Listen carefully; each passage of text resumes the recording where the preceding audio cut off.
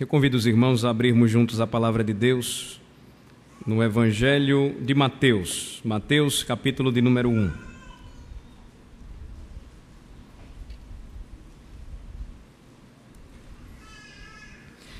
Mateus capítulo de número 1, nós trataremos hoje dos 17 primeiros versículos do Evangelho de Mateus.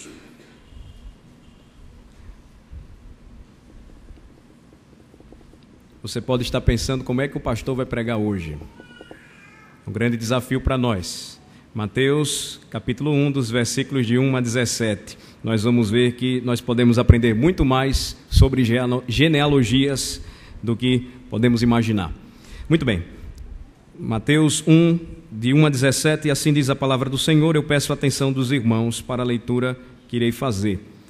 Livro da genealogia de Jesus Cristo, filho de Davi, filho de Abraão.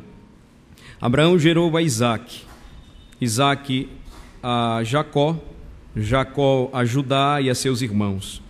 Judá gerou de Tamar a Pérez e a Zerá. Pérez gerou a Esrom, Esrom a Arão. Arão gerou a Aminadab e a Naasson, Naasson a Salmom. Salmom gerou de Raabe a Boaz. Este de Rute gerou a Obed, e Obed a Jessé. Jessé gerou ao rei Davi, e o rei Davi a Salomão, da que fora mulher de Urias. Salomão gerou a Roboão, Roboão a Abias, Abias a Asa. Asa gerou a Josafá, Josafá a Jorão, Jorão a Uzias. Uzias gerou a Jotão, Jotão a Acás, Acás a Ezequias. Ezequias gerou a Manassés, Manassés a Amon, Amon a Josias. Josias gerou a Jeconias e a seus irmãos, no tempo do exílio na Babilônia. Depois do exílio na Babilônia, Jeconias gerou a Salatiel, e Salatiel a Zorobabel. Zorobabel gerou a Abiúde, Abiúde a Eliaquim, Eliaquim a Azor. Azor gerou a Sadoc, Sadoc a Aquim, Aquim a Eliúde. Eliúde gerou a Eleazar, Eleazar a Matã, Matã a Jacó. E Jacó gerou a José, marido de Maria, da qual nasceu Jesus, que se chama o Cristo. De sorte que todas as gerações, desde Abraão até Davi, são 14, desde Davi até ao exílio na Babilônia, 14, e desde o exílio na Babilônia até Cristo, 14. Oremos ao Senhor. Senhor, nós suplicamos graça. Nós necessitamos muito do auxílio do Teu Santo Espírito para iniciarmos mais uma série de estudos em um novo livro da Bíblia. Nós iremos estudar a partir de hoje o Evangelho de Mateus. Nós necessitamos, ó Senhor, que nos instruas, que o Teu Santo Espírito, que ilumina a mente e o coração dos homens, mais uma vez, seja o nosso professor, esclareça o nosso entendimento, fale ao nosso coração. Senhor, nós reconhecemos que somos extremamente limitados.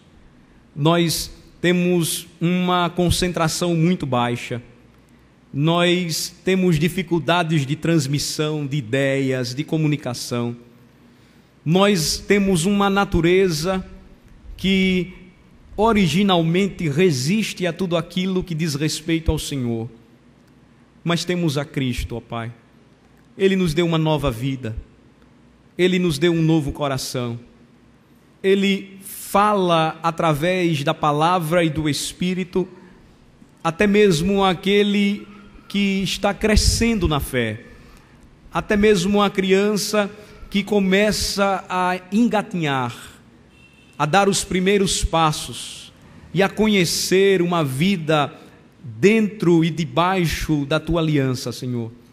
Ajuda-nos, dá-nos forças, edifica o Teu povo, e que ao iniciarmos o estudo no Evangelho de Mateus, conheçamos mais acerca da beleza do nosso Rei Jesus Cristo, da sua majestade, do seu império, da sua soberania, porque Ele de fato é Senhor, como acabamos de cantar. Em nome de Jesus, o Rei, é que nós oramos. Amém.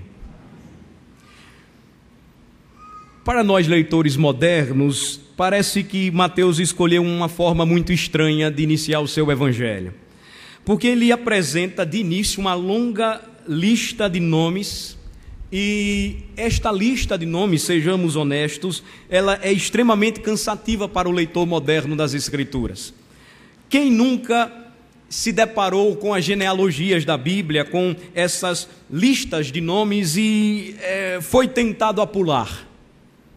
Quando lemos o Antigo Testamento, existem diversas genealogias, diversas listas de nomes, tanto em Gênesis como em Números, por exemplo, muitas delas, livro de Esdras também.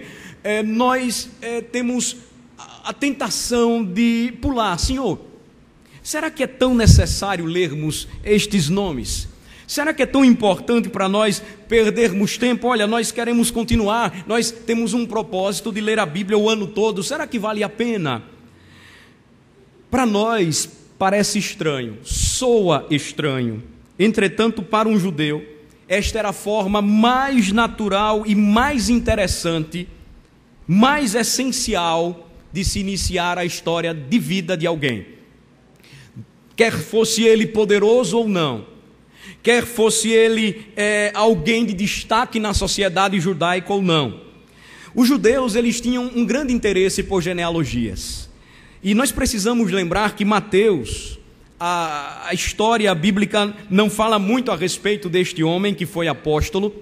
O próprio Evangelho, ele mesmo faz uma menção, capítulo 9, a respeito de sua vida, sendo ele publicano, que era considerado um traidor da nação judaica. Ele cobrava impostos para o Império Romano, que dominava os judeus. Sendo ele publicano, ao ouvir o chamado de Jesus, ele então deixou tudo, deixou a coletoria de impostos e passou a seguir o pescador de homens, o homem de Nazaré. Nós percebemos na leitura do Evangelho, e esta é uma mensagem desde o seu início, eis a razão desta genealogia, que Mateus ele escreveu inicialmente para judeus, judeus convertidos a Cristo e judeus que precisavam conhecer de fato que Jesus de fato, ou que Jesus era o cumprimento de todas as profecias e o Messias que eles tanto aguardavam.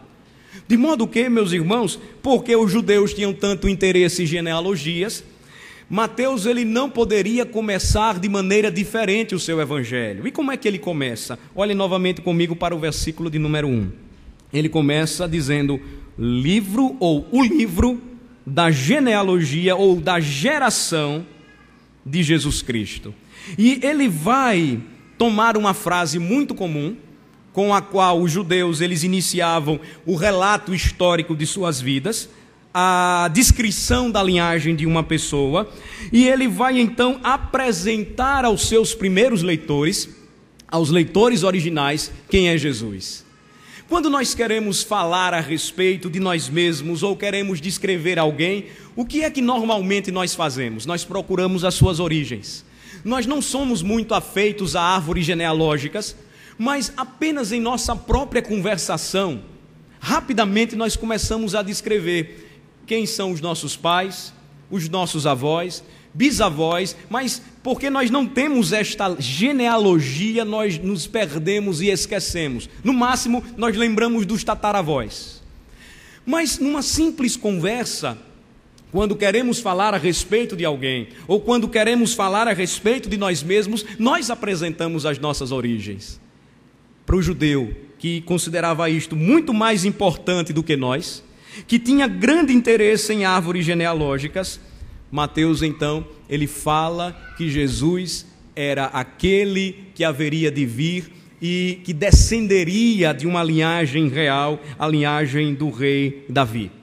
Esta questão da genealogia ela é tão interessante, irmãos, que, por exemplo, os judeus eles consideravam o rei de seu tempo, Herodes, um meio judeu. Porque para eles, se, por exemplo, um sacerdote tivesse algum problema na sua linhagem, na sua descendência, ele não podia exercer o sacerdócio. Lá em Esdras capítulo 2, depois vocês podem observar, versículo 62, se não me falha a memória, 3 homens foram rejeitados. Eles estão voltando do exílio, o culto estava sendo reorganizado, Esdras precisava compor a linha sacerdotal. E qual era a maneira mais correta de se fazer isso? Cadê a sua genealogia? Cadê a sua linhagem? Você vem da descendência de Arão, senão você não pode ser sacerdote. Então, pelo menos 3 homens, o relato no livro de Esdras nos mostra, eles não foram aceitos. Herodes, ele era considerado meio judeu, porque ele tinha descendência edomita, não fazia parte do povo judeu. E ele então era considerado pelos judeus um não judeu. E ele tinha tanto medo que alguém tomasse o seu trono, que chegasse e dissesse, eu sou o rei, que na época ele mandou destruir todos os livros que continham todas as genealogias de seu tempo. Ele tinha tanto medo de que alguém tomasse o seu trono, e nós vamos ver isso mais adiante, que ele tentou matar o verdadeiro rei dos judeus, o Senhor Jesus Cristo. Então, não é uma questão de pouca importância. O objetivo de Jesus aqui foi fazer, ou de Mateus aqui, foi falar a respeito de Jesus, mas ele fez isso de uma maneira interessante. Por quê? Nós encontramos outra menção a respeito da linhagem do Senhor Jesus nos escritos no Evangelho de Lucas. E notem que Lucas é mais detalhado, e Lucas começa de José até Adão. Percebam que Mateus ele vai fazer de maneira diferente, ele vai dividir a linhagem do Senhor Jesus em 3 etapas de 14 gerações. E por que ele está fazendo isso aqui? Naquela época ninguém tinha com facilidade a Bíblia como nós temos hoje. Pelo menos a maioria de nós aqui possuímos mais de uma Bíblia. Temos 1, 2, até mesmo 3 Bíblias. Naquela época não existia impressão.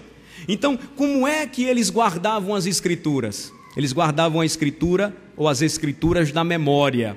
Então, ele cria um método de fácil memorização, ele divide em 3 gerações, ou em 42 gerações, 3 etapas, 3 momentos, para que nenhum judeu esquecesse que Jesus, de fato, ele descendia de Abraão, ele descendia da raiz de Davi, ele de fato era judeu e o Messias prometido. Mas muito mais do que isso, meus irmãos, nós percebemos que esta genealogia aqui, ela traz uma mensagem que fala de um momento, ou de pelo menos 3 momentos da história do povo de Deus. Olhem novamente comigo para o versículo de número 17. Não é fácil tratarmos de genealogias. Os irmãos não se preocupem que eu não vou tratar de nome por nome, é impossível fazer isso. Mas nós vamos observar a sessão e vamos entender por quê. E vamos entender como estas coisas elas se encaixam no desenrolar do Evangelho de Mateus. Vamos ler juntos o versículo 14. Vejam só. No versículo 14 resume o que ele vem falando inicialmente e vai dizer o seguinte. Vamos ler juntos? De sorte que todas as gerações, desde Abraão até Davi, são 14, desde Davi até o exílio na Babilônia, 14, e desde o exílio na Babilônia até Cristo, 14. Então, 3 gerações, cada uma delas com 14 figuras importantes, figuras que marcam a linhagem do Senhor Jesus Cristo, e elas tratam de momentos históricos também importantes. Por exemplo, olhando para o versículo 17, nós encontramos uma primeira geração que é desde Abraão até Davi. Há uma referência aqui à história dos judeus, como ela se inicia. A formalização do pacto, quando Deus chama Abrão da terra dos babilônicos, da terra dos caldeus, e ele transforma o seu nome em Abraão, porque ele seria agora o pai de uma numerosa nação. Ele seria pai de muita gente, e Deus diz a ele: eu serei o teu Deus, e tu serás o meu povo, a minha descendência, o teu povo pertencerá a mim. E desde Abraão até Davi, o que nós percebemos foi um momento glorioso, um momento de desenvolvimento. Todas as promessas que o Senhor havia feito, de que enviaria o Messias, que iria salvar e redimir o seu povo, começam em Abraão, culminam nesta primeira etapa em Davi, e é justamente em Davi que o reino alcança um momento glorioso. Ele é substituído por aquele que seria o maior de todos os reis, o seu filho Salomão.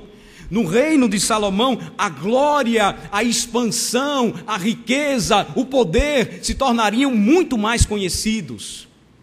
Há um primeiro momento, um momento de desenvolvimento, mas a história prossegue. Vocês leram comigo o versículo 17, e diz que desde Davi até ao exílio na Babilônia, existiram 14 gerações, mais uma etapa, mais uma relação de homens, de mulheres que mantiveram ou sustentados por Deus, porque tinham um propósito de preparar o povo para a chegada do Messias, exerceram e foram instrumentos nas mãos de Deus para este propósito.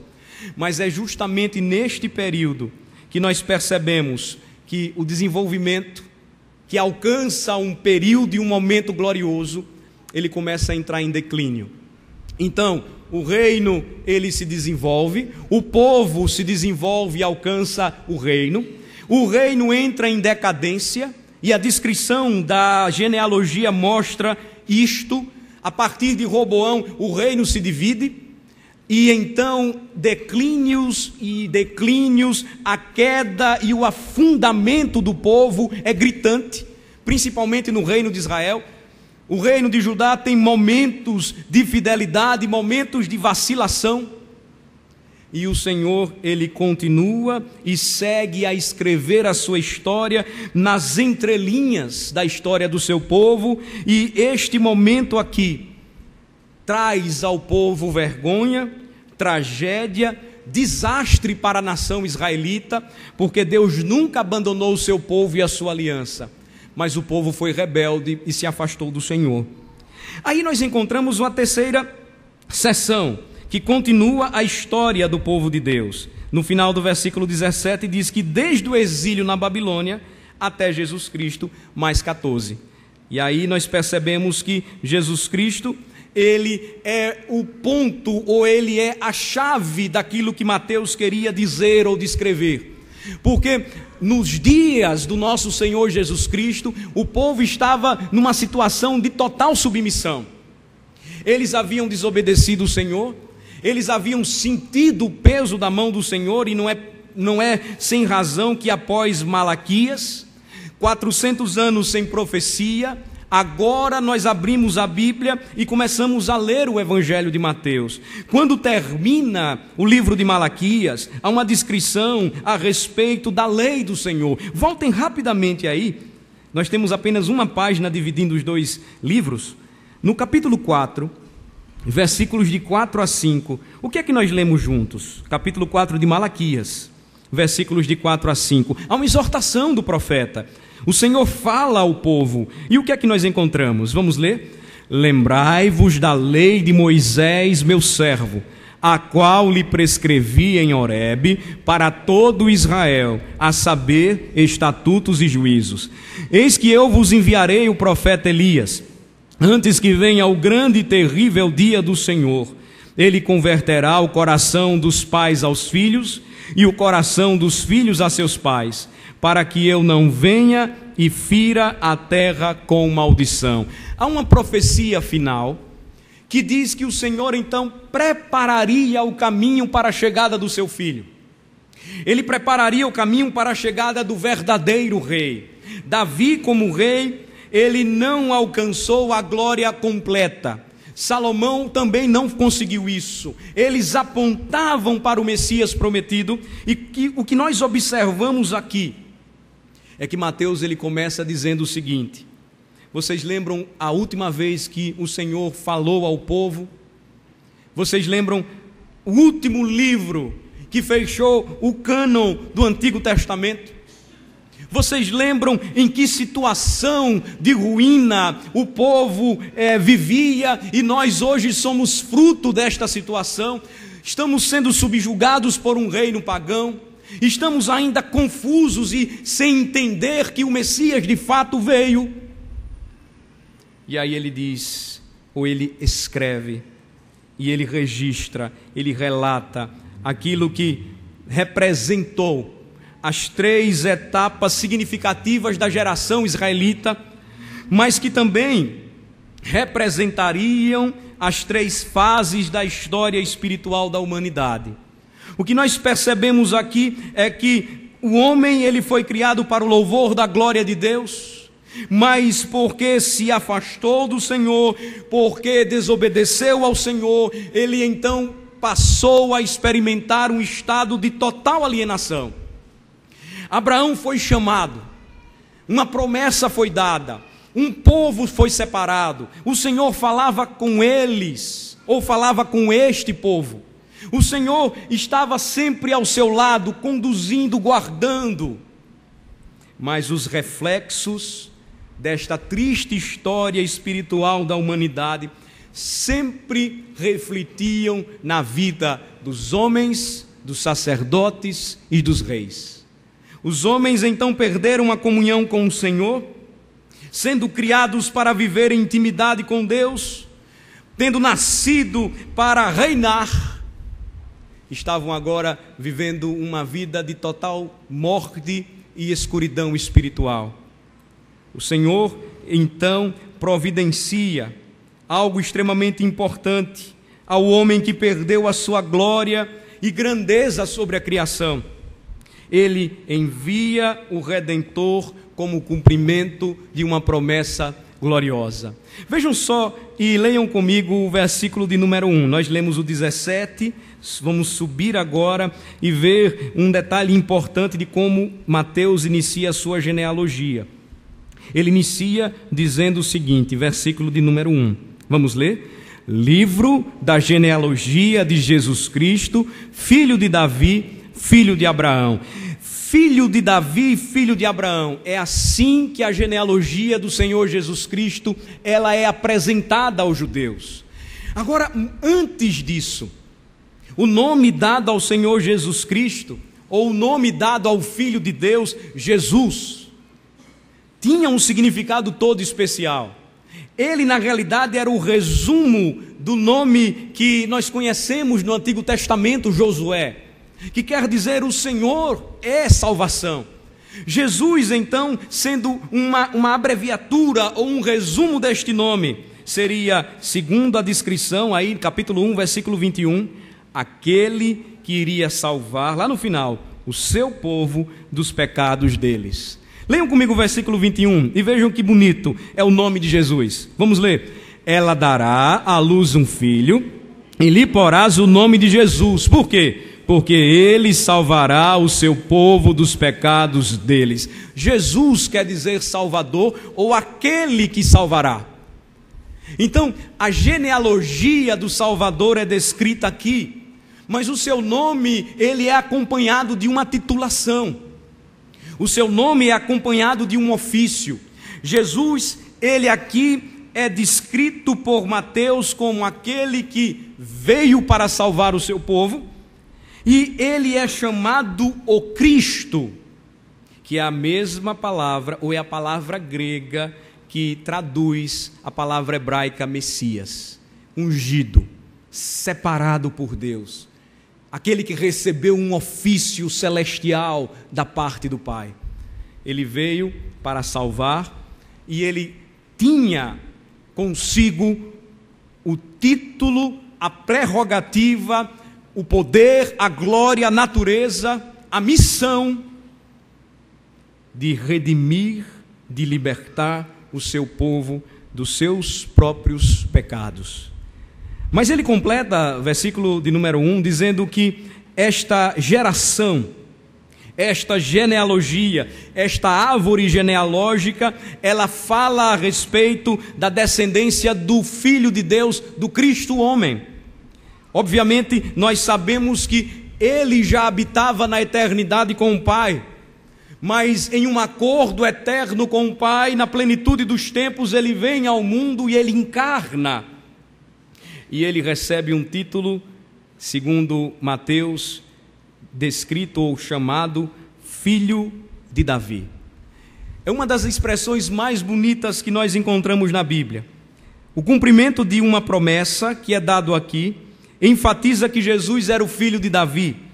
E como filho de Davi, ele era aquele que descendia do rei, ele possuía realeza e majestade, e ele era aquele que cumpria todas as expectativas proféticas a respeito de um Salvador.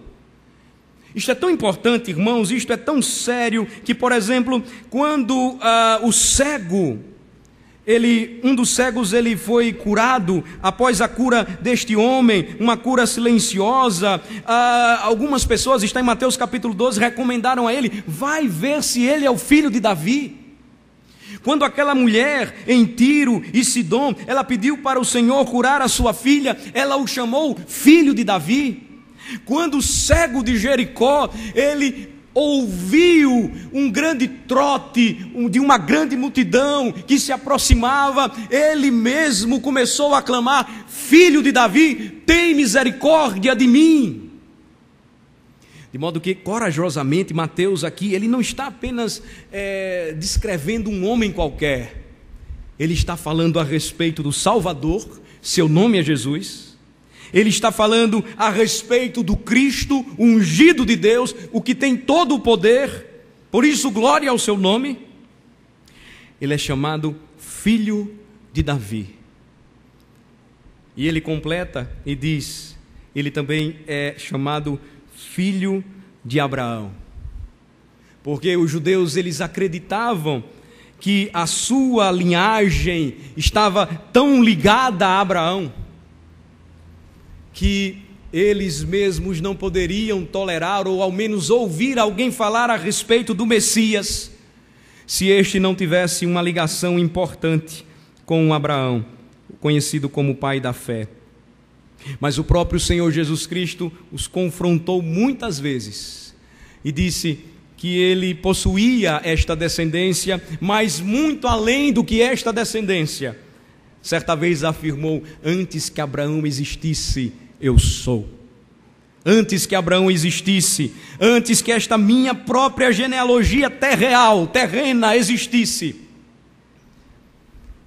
eu criei o mundo pelo poder da minha palavra, e tudo que foi feito por intermédio da minha palavra existe e se sustenta, porque assim eu quero, porque assim eu quero.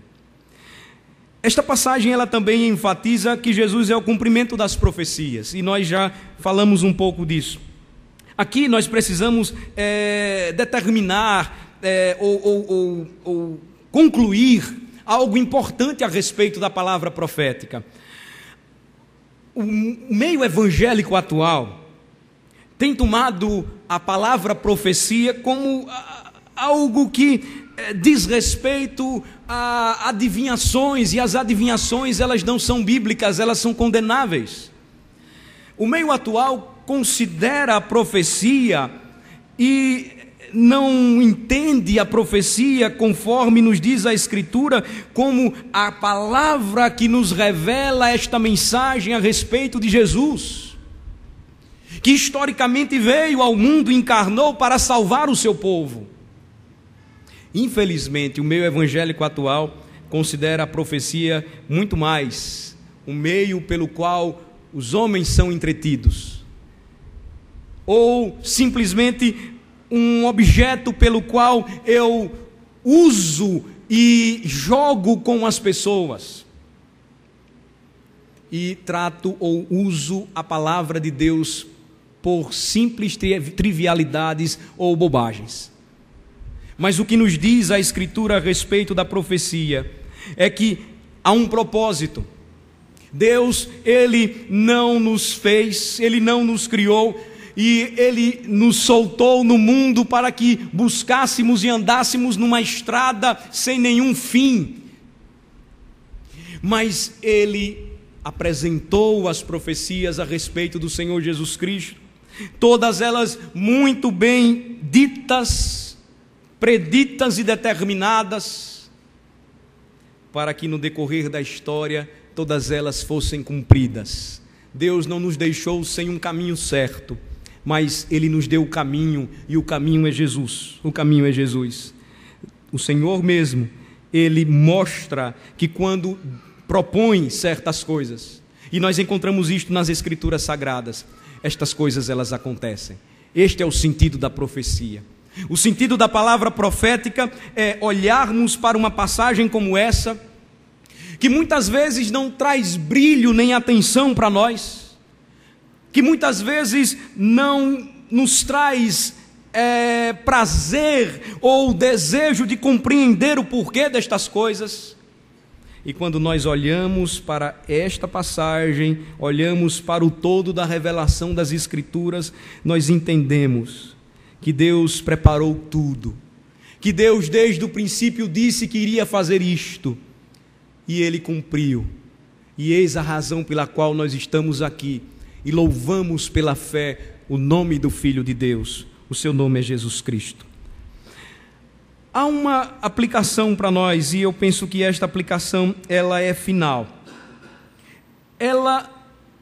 Esta genealogia, ela também nos ensina o seguinte. Observem comigo rapidamente que o verbo gerar, ele ocorre bastante, e ele está ligado ao lançar a semente. Por exemplo, versículo 2, Abraão gerou a Isaque. Versículo 3, Judá gerou de Tamar a Perez. Perez gerou a Esrom.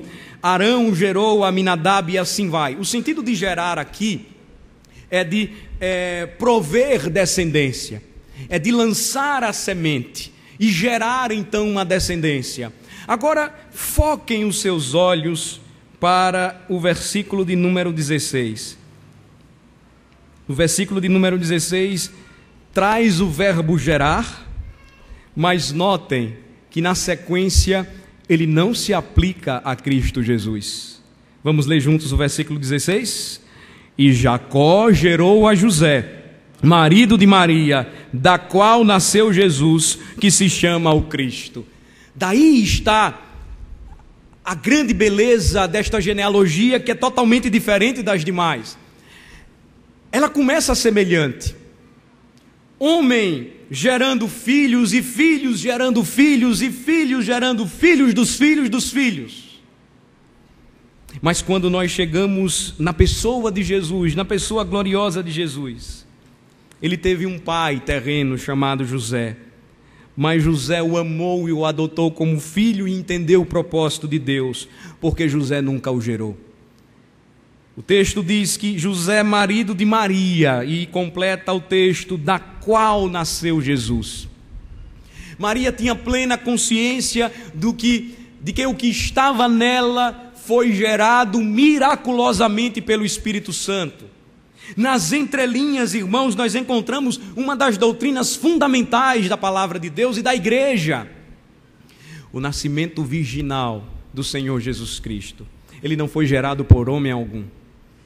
Ele não foi gerado assim como nós um dia fomos gerados por nossos pais, ou como pais geramos os nossos filhos. Desceu sobre Maria o Espírito Santo. O seu poder e glória envolveu aquela jovem moça, e sendo virgem, ela concebeu. Sendo virgem, ela teve em seu ventre uma geração miraculosa e divina do Filho de Deus. É uma passagem, irmãos, que nos mostra e nos descreve estas verdades, e como estas verdades serão importantes para a sequência do que nós vamos ver. Porque desde o início Mateus afirma: Jesus é o Rei, Jesus é o Senhor, e Ele de fato não é igual a qualquer outro rei, jamais se assemelhou. Mas estes homens apenas apontavam de maneira imperfeita para o perfeito Filho de Deus, que veio ao mundo, como diz o evangelista Mateus, versículo 23 aí do capítulo 1, para ser o nosso Emanuel, que quer dizer Deus conosco, Deus habitando entre os homens. Esta é a glória do Evangelho. Mas ainda nós temos, e aqui nós queremos concluir, uma importante mensagem, e tantas coisas a gente está extraindo apenas de uma genealogia. Deus mostra nestas 3 etapas da história de Israel, 3 etapas da história do próprio homem, como nós vimos, e também mostra que Ele mesmo tomou pecadores e não justos, para que fossem objetos da sua própria graça. Por exemplo, Ele menciona nesta genealogia mulheres. As mulheres, elas não tinham direitos legais, elas não tinham direito algum, a não ser pertencerem aos seus pais ou aos seus maridos. É interessante que quando um fariseu ele orava, ou quando um judeu comum ele orava, obviamente eram distorções do ensino bíblico a respeito da família e do casamento. Eles oravam dizendo: Senhor, eu te agradeço porque pertenço ao teu povo, eu te agradeço porque faço parte da tua aliança, e mais, eu te agradeço porque não nasci mulher. Mas olhem que nesta genealogia algumas mulheres são descritas. Olhem que Raabe, ela é mencionada no versículo 5. Raabe, ela foi aquela prostituta em Jericó, redimida, alcançada, que serviu como alguém que ajudou e que assistiu o povo de Israel para tomar Jericó. Nós encontramos a figura de Ruth, ainda no versículo 5. Ruth, ela não era judia, Ruth ela era moabita. Nem um moabita, nem um amonita poderiam adentrar a congregação do Senhor, mas elas estão aqui. Batseba, o que dizer de Batseba? Batseba foi a mulher tomada por Davi, mulher do seu fiel soldado, um dos 30 valentes soldados do rei Davi, que cometeu adultério com o rei, mas que arrependida, redimida, fez parte da história e da preparação de uma linhagem para a chegada do Messias. Isto é algo maravilhoso, irmãos. Mostra que com a chegada do Messias, os judeus ainda não podiam ver de maneira muito clara isso aí. Mas as barreiras, elas estavam caindo. Jesus estava derrubando as barreiras que existiam, a primeira delas entre o judeu e o gentil. Há uma descrição aqui em Raabe, em Ruth, há uma descrição em Batseba.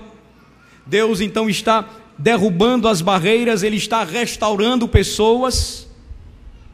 E há um princípio que nós começamos a perceber aqui: Jesus não viria apenas para os judeus, primeiramente para eles, mas não somente para os judeus, porque o seu reino, ele não se limitaria apenas à Palestina.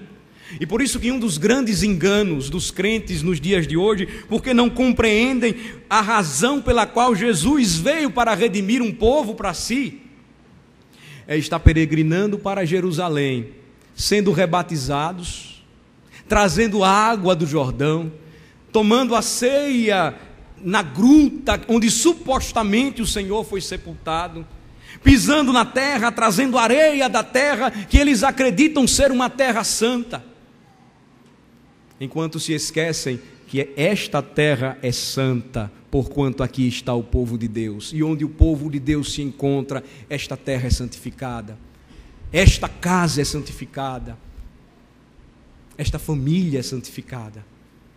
As barreiras, elas começam a cair, e nós encontramos aqui um princípio que fala sobre o poder e a grandeza do reino de Cristo Jesus. Ele não seria um reino limitado, porém universal. Nenhum reino, irmãos, eu repito, nenhum reino permaneceu por tanto tempo, nenhum reino teve uma longevidade tamanha, senão o reino do próprio Senhor Jesus Cristo. Ele não se limita ao Brasil, mas ele está espalhado sobre toda a face da terra. Nos lugares mais longínquos, existem cristãos reunidos, livres ou presos, rindo ou chorando, e todos eles, assim como nós, louvam e exaltam o nome do Senhor. Eu não sei se vocês já pararam para pensar sobre isso. quando nós nos voltamos para preparar sermões, muitas coisas nós pensamos, muitas coisas esquecemos de dizer. Uma delas eu não esqueci e gostaria de compartilhar com os irmãos. Nós estamos adorando agora.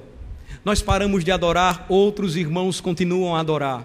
Nós estamos dormindo e em um lado onde é noite, o outro é dia, e a igreja continua a louvar o Senhor. Não mais um reino limitado, porém universal. As barreiras elas caem entre judeus e gentios.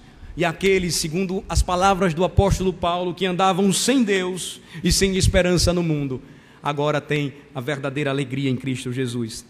Caem as barreiras entre homem e mulher. Nós percebemos isso na descrição da genealogia. Homens e mulheres são iguais, criados à imagem e semelhança de Deus, mesmo nível de amor, são igualmente importantes no cumprimento dos propósitos divinos.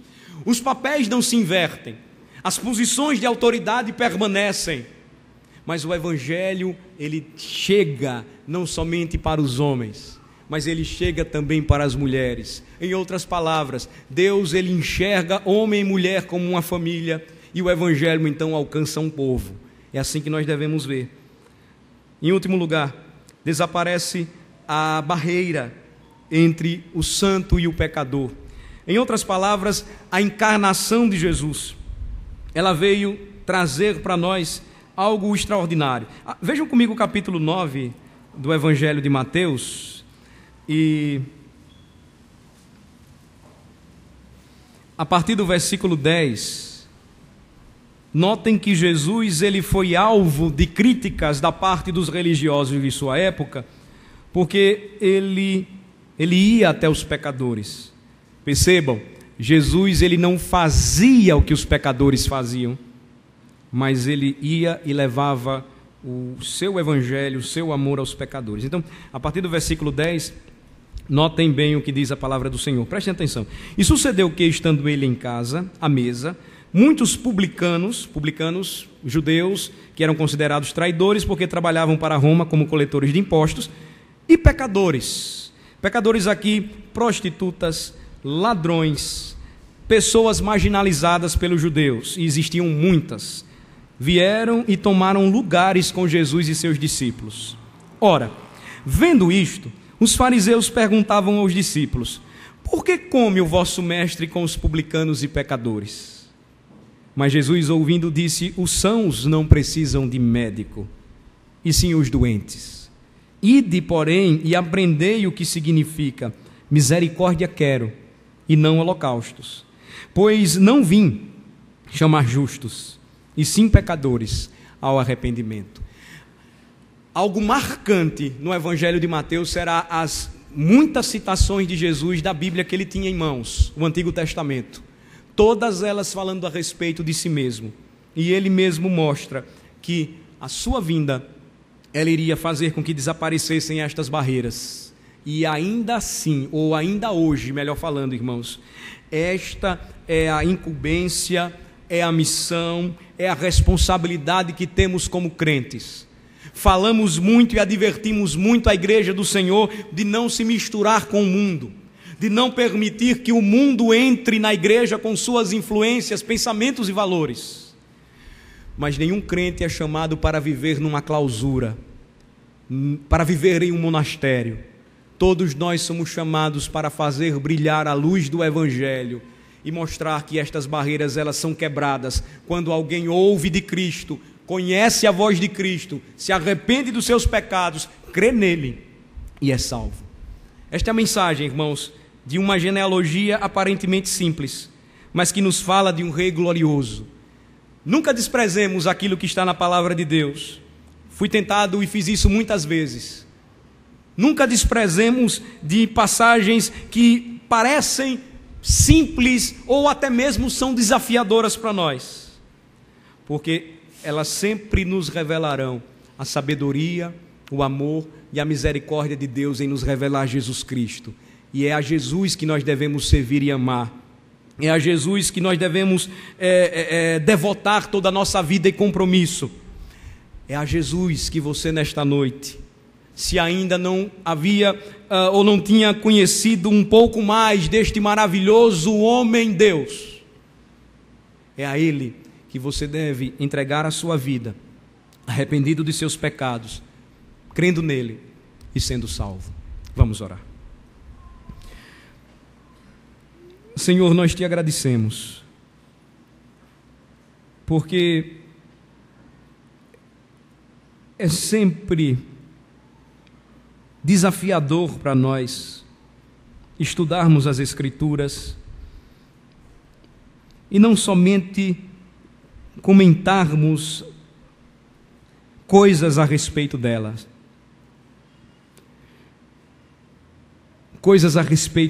mas de buscar o auxílio do Teu Santo Espírito e entender o porquê destes nomes: Davi, Abraão, sua descendência, mulheres descritas aqui que tiveram um papel importante, foram usadas por Tua santa providência, e muito mais do que todos eles, entendermos e conhecermos mais quem é Jesus. Jesus é o Cristo, o Salvador, aquele que veio salvar o homem de seus próprios pecados, resgatar e libertar o seu povo de suas próprias iniquidades. Ele é o filho de Davi. Ele, de fato, é o último de uma linhagem real, que cumpre perfeitamente aquilo que homens imperfeitos procuraram fazer, sendo instrumentos em tuas mãos, mas que jamais poderiam alcançar a glória e majestade do Rei, porque esta só pertence a Cristo Jesus. Que seja o Senhor o centro da nossa vida, que seja o Senhor, de fato, o Rei da igreja, o Senhor das nossas almas, aquele que fala e nós atentamente ouvimos, aquele que dá conselhos sábios e nós prontamente recebemos, aquele que convida o pecador à salvação, à redenção, e este arrependido porque ouve e irresistivelmente é atraído pela voz do Mestre, entrega a sua vida, entrega tudo o que é, entrega a sua alma e confia inteiramente neste maravilhoso Salvador. Louvamos o Teu santo nome, Senhor, por Tua palavra, e pedimos que à medida em que estudamos este santo Evangelho, o Senhor nos ensine muito, mas mais do que ensinar, nós rogamos ao Senhor que este precioso e rico ensino seja acompanhado das santas influências do Teu Espírito, que nos conduzem a um caminho de santidade. Consola e conforta o Teu povo. Abre o coração daqueles que ainda permanecem com dúvidas, resistentes, endurecidos. Pois cremos, ó Senhor, que o Teu Evangelho é o poder de Deus para a salvação de todo aquele que nele crê. É no nome de Jesus que oramos. Amém. Amém.